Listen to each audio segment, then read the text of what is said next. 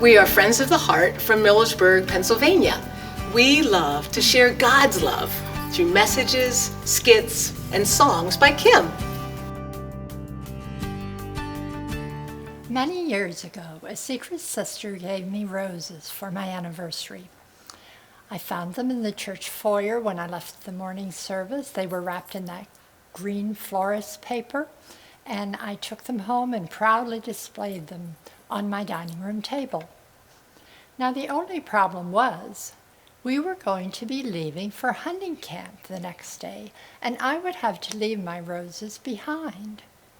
I thought about taking them along, but with 2 boys and sleeping bags and groceries, I didn't think that was a good idea.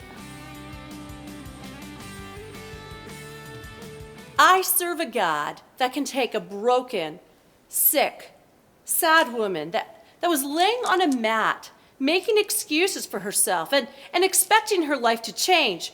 He looked at her and he asked, "Do you want to be healed?" That woman put her hand in his, and because she was tired of being entrapped, Jesus lifted her up, and she said, "Yes. Yes, Jesus, I want to be healed.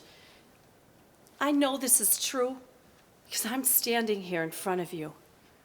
If he can heal me, he can heal you because nothing is impossible for him." Ladies, are you making excuses about what's going on in your life? Are you expecting others to rush in and make things better? Are you entrapped by sadness, bitterness, or anger? If you are, you will never live with freedom in Christ. That one simple thing, how we see ourselves, our identity, I believe is at the root of most of the issues which prevent us from moving on in life. You see, how God sees us isn't the problem. It's how we see ourselves. We live in a world filled with advertising that tells us what we should look like, how we should act, even who we should be. And you know, if it's on Facebook or the internet, it's got to be true, doesn't it?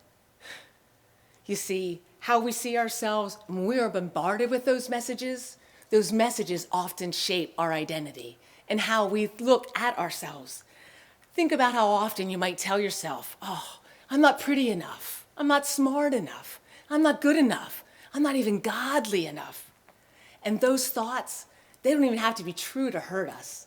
All we have to do is believe them.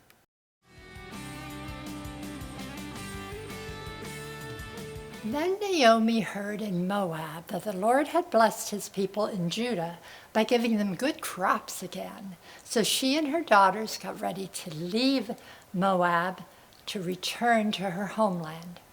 With her 2 daughters-in-law, she left the place where she had been living, and they took the road that would lead them back to Judah.